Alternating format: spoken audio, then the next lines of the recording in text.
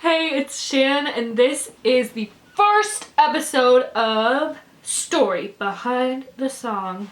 That was really dramatic, but get used to it.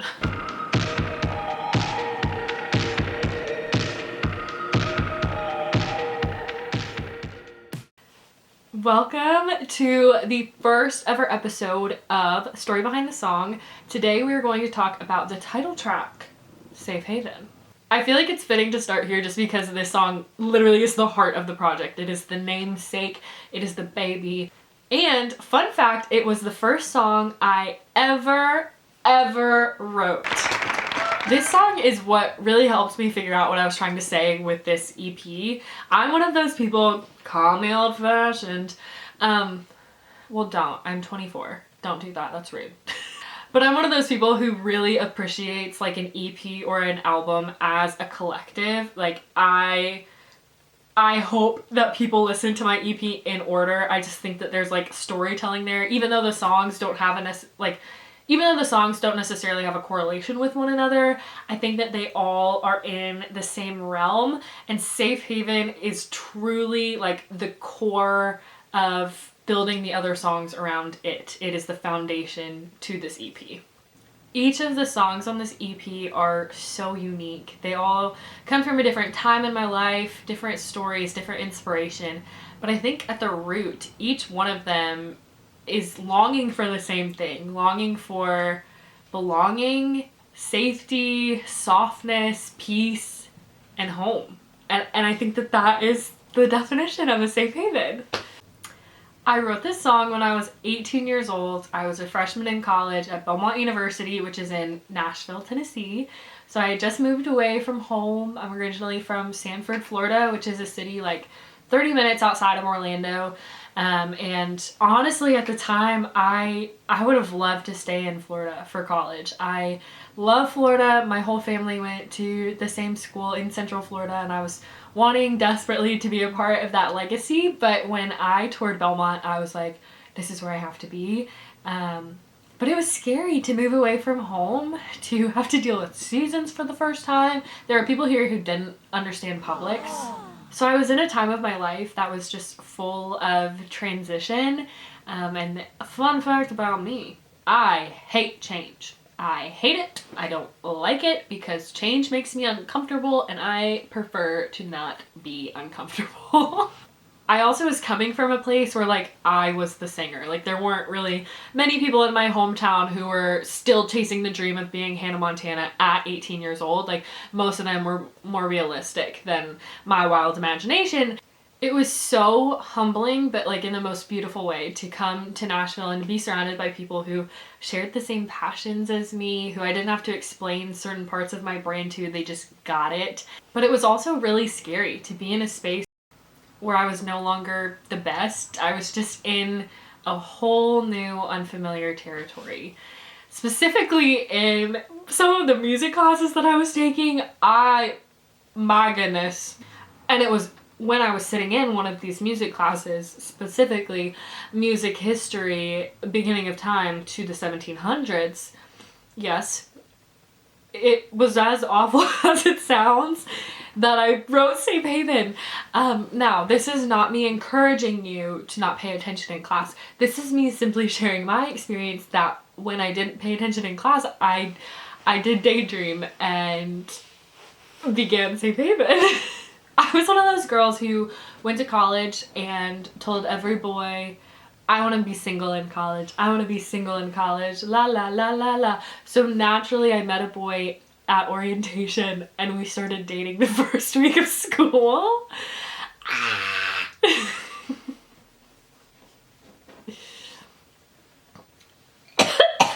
Sorry. I think the second embarrassment just like manifested in that. I think why I was so quick to jump into a relationship in college is because I was so desperate for a sense of belonging in home, and there were elements of him that made me feel like home. Like we had the same favorite ice cream flavor and the same favorite NFL team, and he was from where a lot of my family lives. And so there were just these little pieces in that relationship that gave me that sense of Florida, of my family, of being home. And that is what I was longing for in the beginning stages of college. And that's really where the idea of Safe Haven was originally born. So I was sitting in class one day, just not paying attention, and I started thinking about this relationship and how it kind of gave me this renewed energy in a city that I was scared to live in, amongst people I was afraid to compete with, and how scary it would be to possibly lose that relationship and then feel like I might have nothing. So that's where part one of Safe Haven really comes into play. I really think of Safe Haven as being in three parts. So part one is verse one and chorus one, and then part two, the inspiration is a little bit different.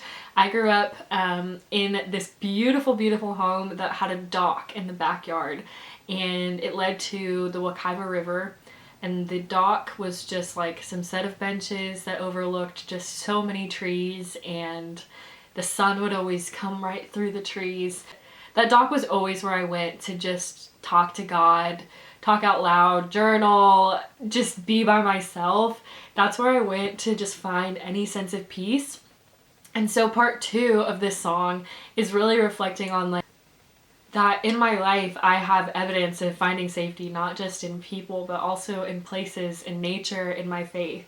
And so part two is kind of just like getting a little bit perspective, stepping a little bit away from the relationship and having the grace to say like, no, I think that you might have more than just this relationship to offer. That was a complete song that I finished when I was 18 years old, freshman in college. And then Tanner, my producer, and I started working on this project when I was a junior in college, so 5 years ago. It's been a long time coming. I'm so pumped that we are finally here. But one of the things that we did in this process was go back and analyze, like, does this still feel true? Does this still feel like something that matters to say? Or do we just say, like, Safe Haven was a good chapter of my life, let's leave it in the past? Safe Haven still felt really important. It still felt like something that I related to, and it made me have a lot of grace for my past self. But it also made me want to, like, reach through the voice memo and be like, girl, your worth is not in him. And so Tanner and I both decided that the best solution would be to write a response. As if Safe Haven part 1 and 2 were a letter addressed to my future self that I am opening, reading, and saying, well, let me add in my 2 cents too.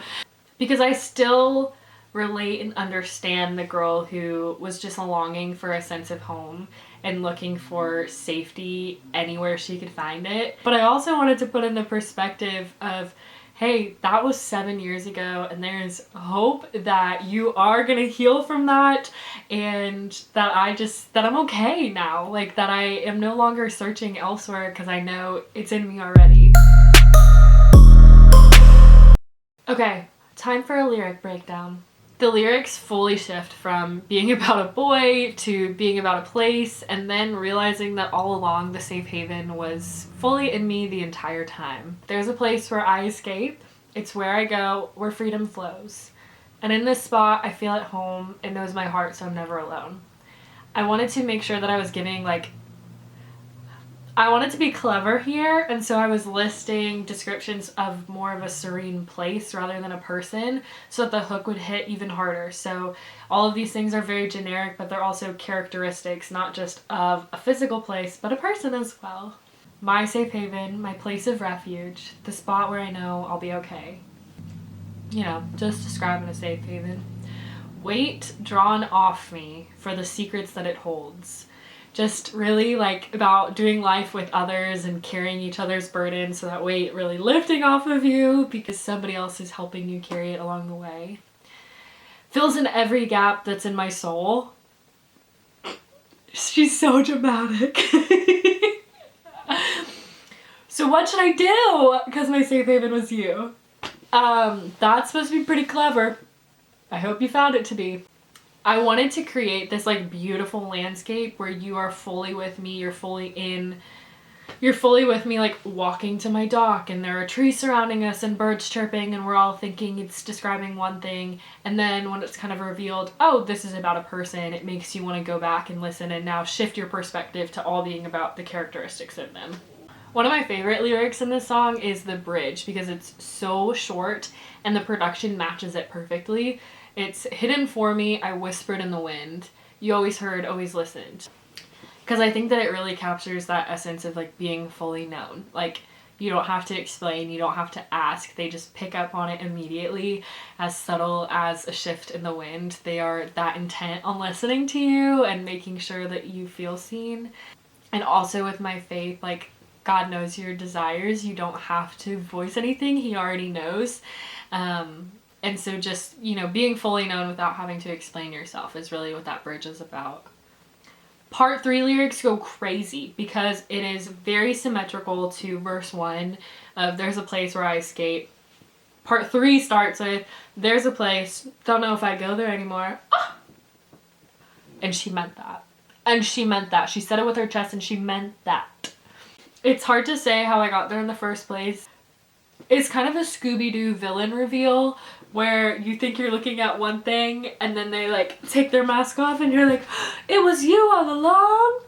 That is what I was going for there, of like, how did we end up in this situation? Because whenever you watch that, you're like, how did y'all not know that that was going on? Like, it was a mask that just covered this much of their eyes. How did you not know that that was Cinderella? How did you not know? But alas, you didn't know. But alas, you played yourself. But alas, you were a fool. So it's hard to say how I got there in the first place. Because this part's important. How could I ever let a person wrap me up and make me feel like it was only him that's real and still end up alone? Riddle me that, and still end up alone. How could I do that? That lyric is truly just clowning on myself, of like, you went through so much betrayal to your own self, all for a person who left anyway, so was it worth it? And then the last line, I think, is that bow of a safe haven seems pointless when you're already safe. It's the moment in Wizard of Oz when she's like, you could have gone home this whole time. And now, let's talk about the production. Sonically, I wanted to break this song up to sound different in each of the parts. I wanted you to hear not just lyrically and melodically how I've evolved over time, but I wanted the production to really match that sound. So in part 1, we start out with just an acoustic guitar. It is so raw, it's almost giving like a voice memo, like the rawest deep cut.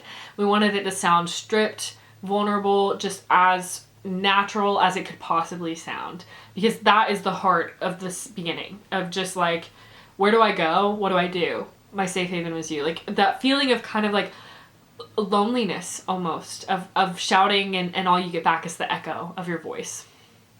We didn't want anything there to feel too big. The chorus, of course, it just grows just a little bit, but truly we're not going to start getting into it until part 2.